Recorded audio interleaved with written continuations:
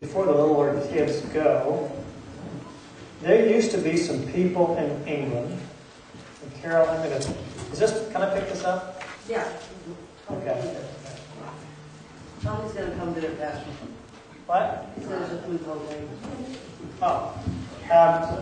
There were some people in England a long time ago who they wanted to obey the Bible and follow God. But the way the rules were in their country, it was difficult for them to freely follow God and obey the Bible like they were convinced they needed to do. So, some of you know the story. Some of you kids from school, do you know what they did? They got in a boat called, I'll put this down a little bit. They got in a boat called the what? The Mayflower. Did you know that that boat was never built to go across a whole ocean? It was for local commerce and things, local trade. But they got in this boat and they started across the ocean. Now, if you have never been in a boat on huge waves, you probably would end up getting sick. On the way over, the main beam going across the ship and keeping the deck together cracked and started to break, and water was pouring in. Do you like to get wet with cold salt water constantly? Think that might make some people sick? Yeah, made some of them sick. Really sick. Why would they take a trip like that? They started too late, the storms were coming. They wanted to find a place where they could obey the Bible and obey God and honor God. They got over to North America and they stopped at, what one of the kids knows where the Pilgrims ended up? Huh? Virginia for the Pilgrims? Where the Pilgrims, the one on the Mayflower. Some of them did go to Virginia, but the Mayflower went to Plymouth Rock, Massachusetts. When they got there, it was already starting to be winter time, and so many of them were sick over the winter. Half of them died. And no, Carol, I'm not going to tear half of these off of here. Half of them died. The captain, when weather was nice enough, he could return to England because they had to sell everything to buy the boat trip over there. He said, don't you want to just come back to England where you'll be safe? It'll be a better boat trip on the way back. You'll be okay. No. Even though half of them died over the winter and they didn't have anything, they stayed because they wanted to be in a place they could obey God and follow the Bible. What is it worth to us to follow the Bible and obey God? And they made some friends, some Native Americans there, who they treated as equals and as humans. Not all Europeans that went to North America treated the Indians that way, but the Pilgrims did. And there were people in their party that were not Christians, and they treated them decent as well. And they started a society that would be able to honor God. And that's part of the story of how people came to this country to honor God and relate it to Thanksgiving. Okay, the kids 3rd grade and under, Allie has something for them this morning? If you want to go with Allie, you can do that. But see, these pilgrims had hope in God.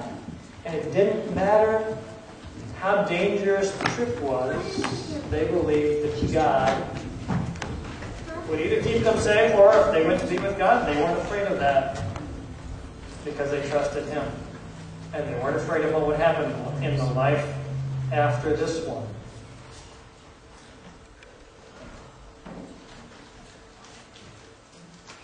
A lot of people today are interested in the afterlife.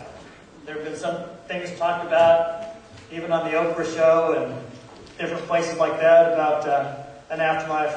Where do we get an idea that there's going to be life after you die?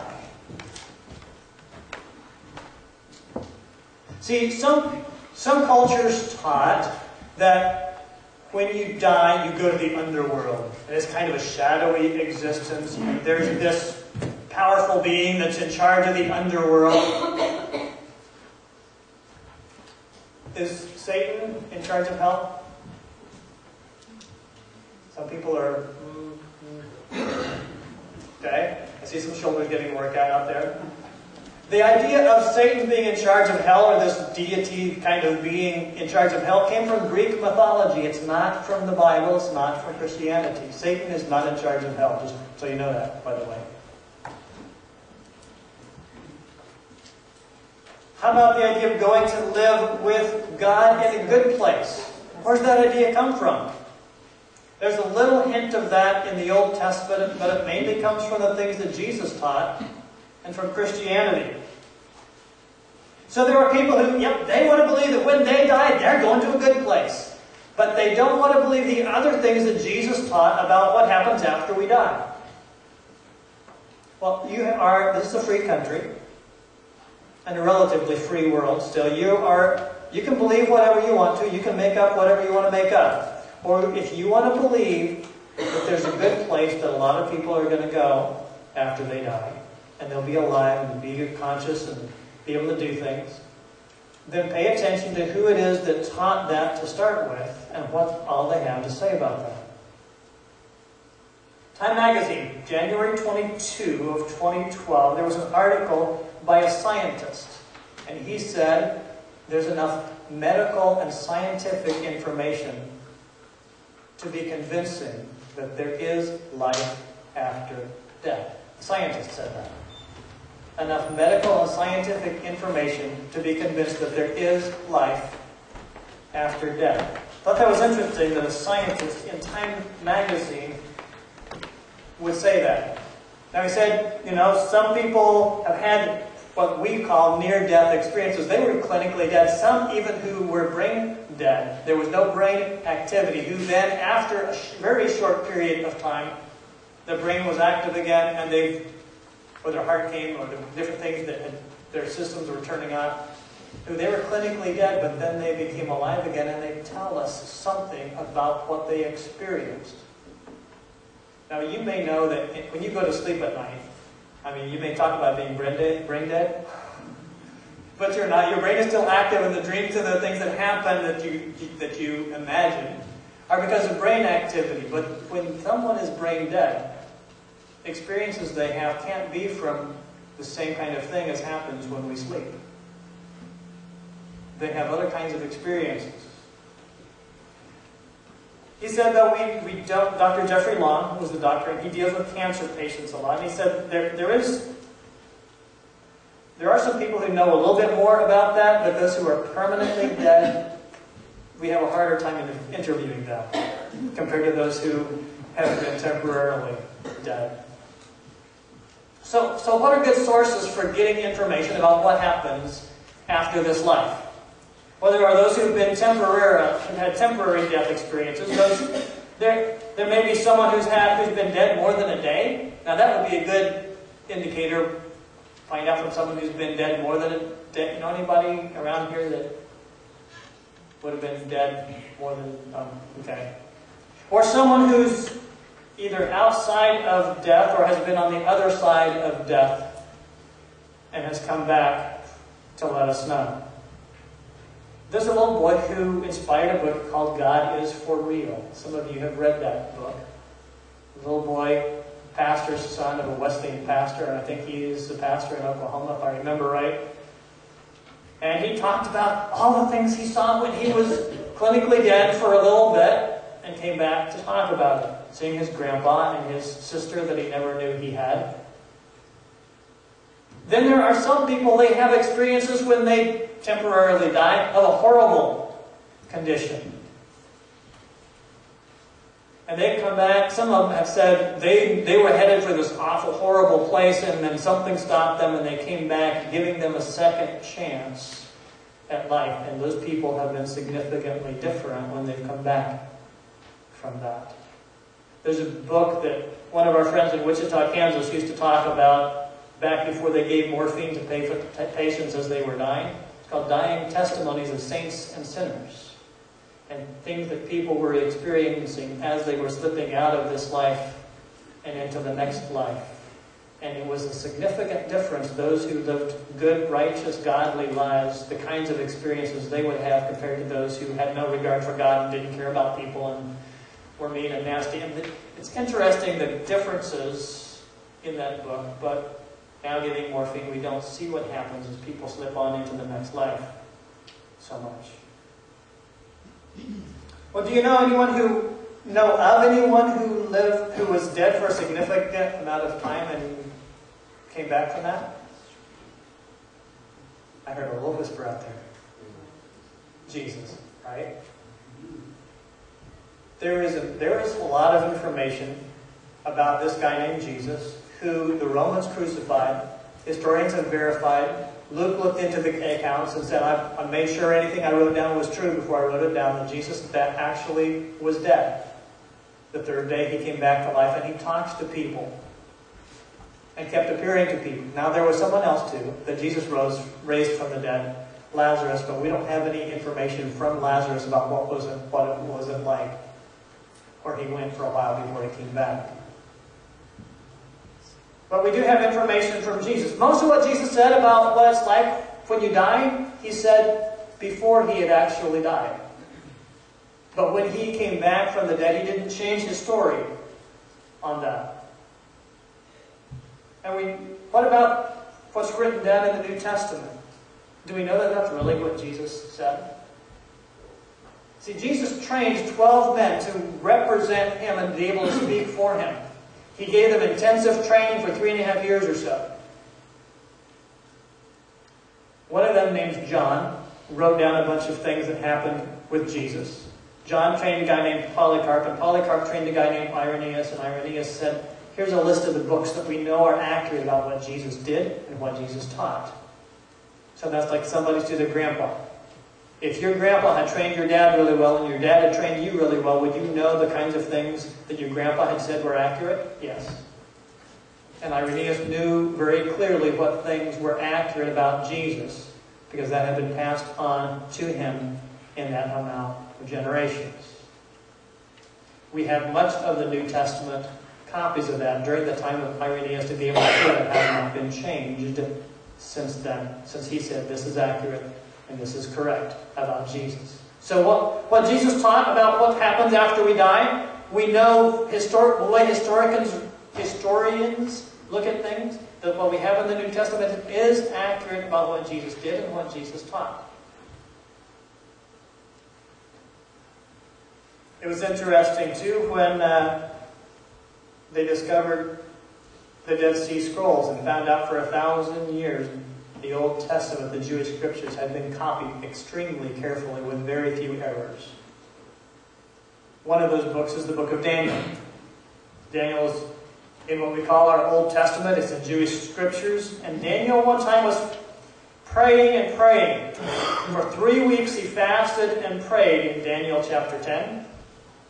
And he wanted some answers to some things. And it says an angel came. That would be someone who's not having to experience death, but they know what happens when people die.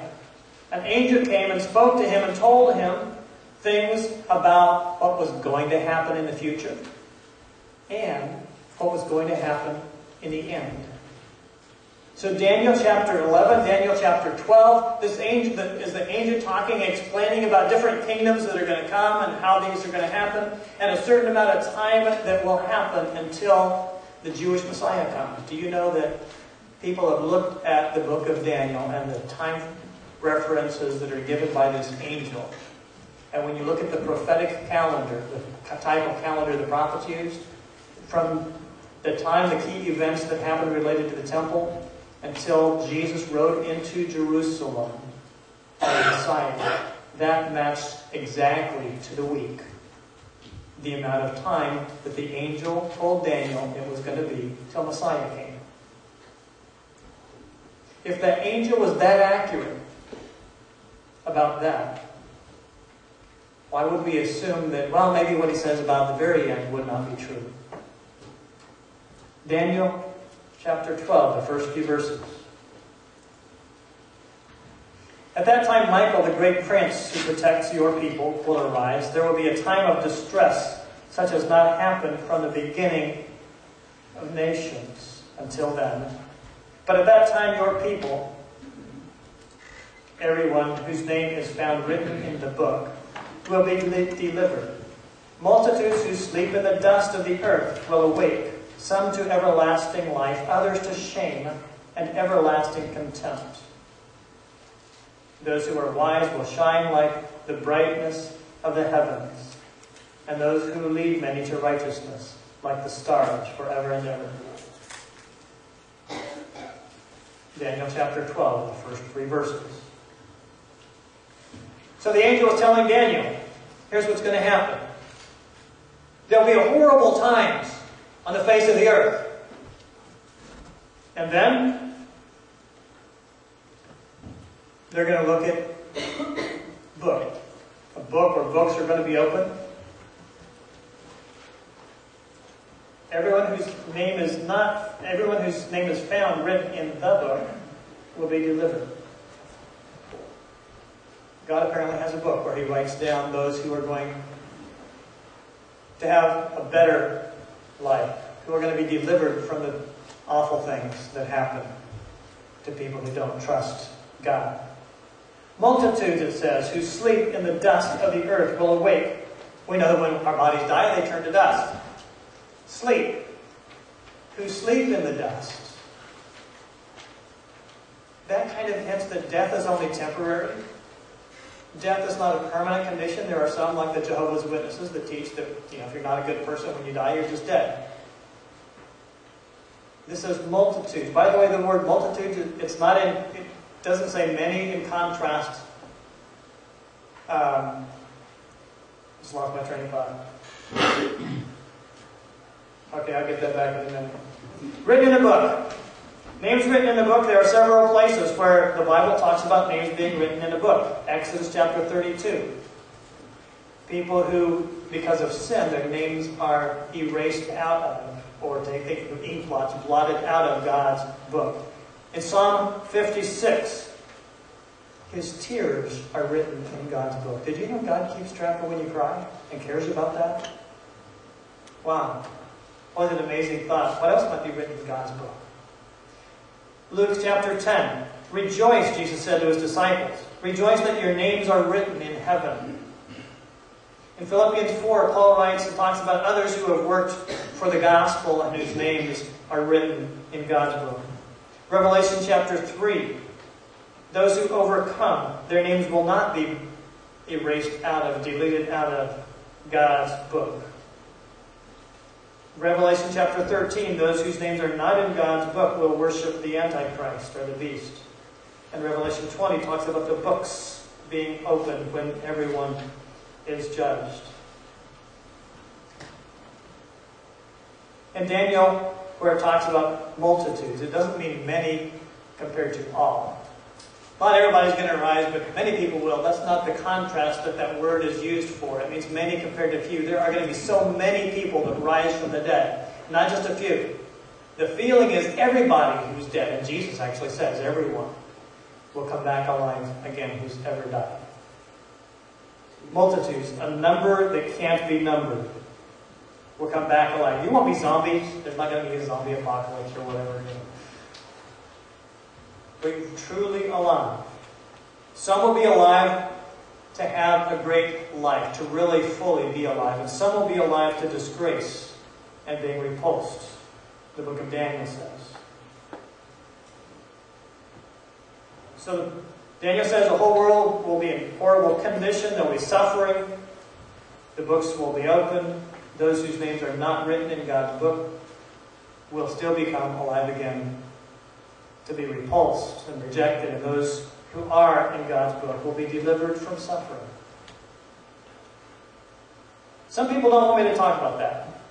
I had somebody tell me they were not going to come back to my church again because I talked about hell. Okay? Now, you can imagine whatever you want to. This is a free country, and you can not listen to or listen to whatever you want to. But I tend to think that when we can verify that Jesus lived and did and said what he did, and that he says he came from somewhere that's not this world and he knows what it's like, and then he died and came back and told his disciples and trained them some more about that, that I think there's a pretty good chance he knows what he's talking about. And when I read that book, like didn't read that book, but many things were told to me about that. Dying Testimonies of Saints and Sinners, how people were slipping out before there was morphine. I put a lot of belief in an afterlife that is the way the Bible describes it. See, the Pilgrims had this hope. They knew that whatever happened in this world, it didn't matter if they went to the New World and they died trying to serve God, that they would be okay because they were serving God. And no, they weren't going to go back and they weren't going to not serve God because they also knew the things the Bible said about not serving God. Suffering would only last a little while, and if you suffered all the way through this world, let's see, how long do we live compared to eternity? Just a drop in the bucket. Not that long. Oh yeah, sometimes it seems like the day really drags on. But compared to forever, it's not very long at all. Revelation adds some in Revelation chapter 20 to the things that were mentioned in Daniel. The end of chapter 20 in Revelation. He says there will be a resurrection and we will all someday face God. Starting with verse 11, "Then I saw a great white throne and him who was seated on it. Earth and sky fled from his presence, and there was no place for them. And I saw the dead, great and small, standing before the throne, and books were opened." Even the one with tears in it, maybe. "Another book was opened, which is the book of life. The dead were judged according to what they had done, as recorded in the books." What do God's books look like? Probably doesn't have to have them in scroll form or even bound form like we do. What if they're electronic or better than that? There will be no place to go. We'll just stand before God. The books will be opened. God knows what we've done. People will be judged by what is written in these books. By the way, where does Revelation come from? John was praying, and an angel appeared to him and let him see, as well as telling him, things that were going to happen. Kind of like the angel who appeared to Daniel. The most important book is the book of life. In that are written the names of people who will have life in God forever. And it is possible to have your name deleted out of that book. According to what the references I already told you about. Death and the place where the dead go is going to be thrown into a lake of fire.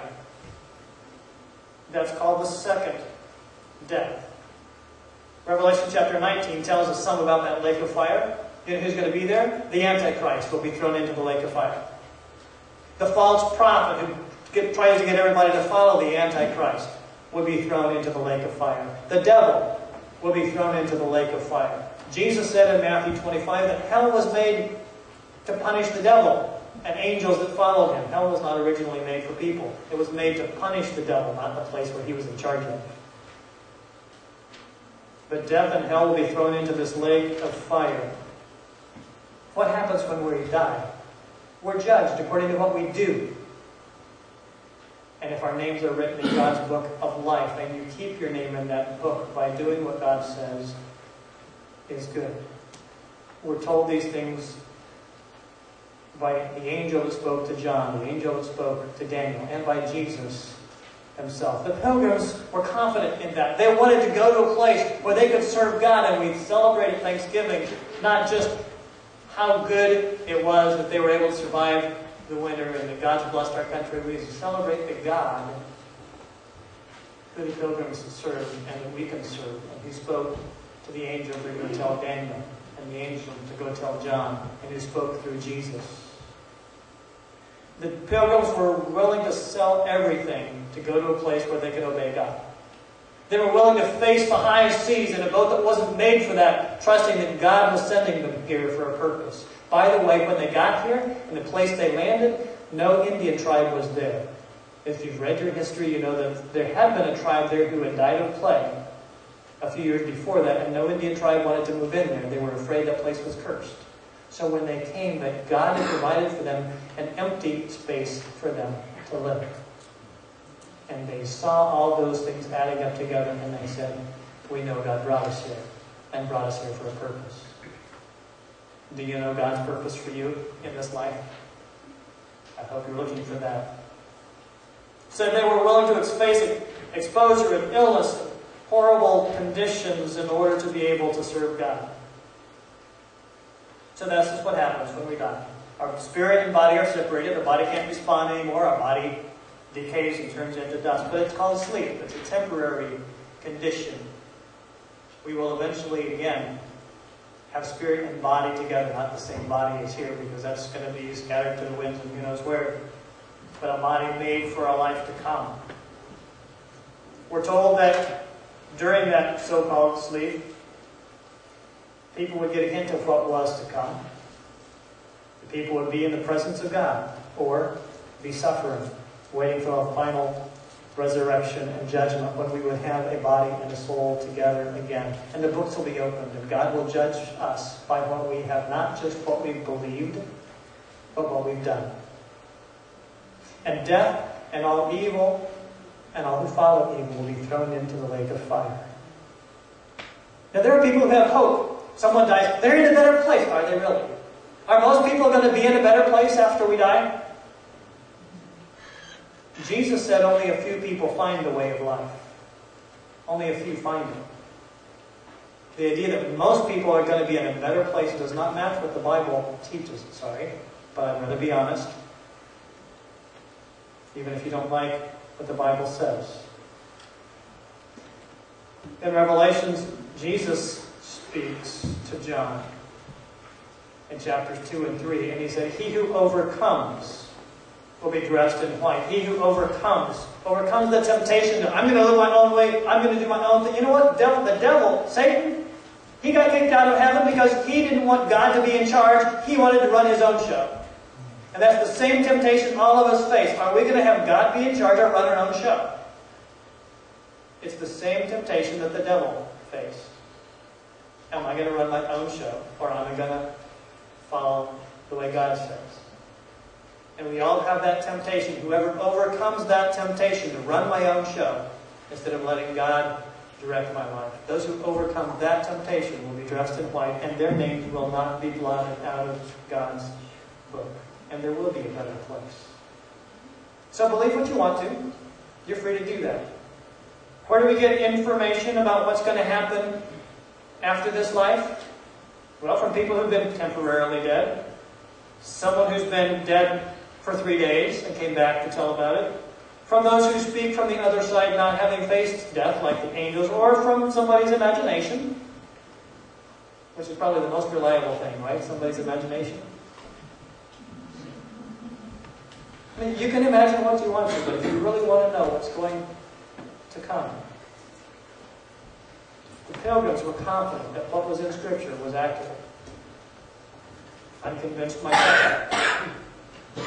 How about you? What are you relying on for what's going to happen after this life? Somebody's imagined idea, your imagined idea. The doctor said something interesting. Medically and scientifically, for him, he's seen enough to convince him that there is life after death. What is that life going to be like for you? And according to Jesus and the angels, it depends on what I do now.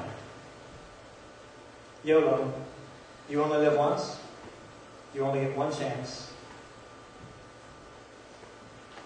to make your life count for God. We're going to sing a couple of choruses out of the chorus book to close this morning. If you want to come and pray at the altar, please feel free to do that. Stand with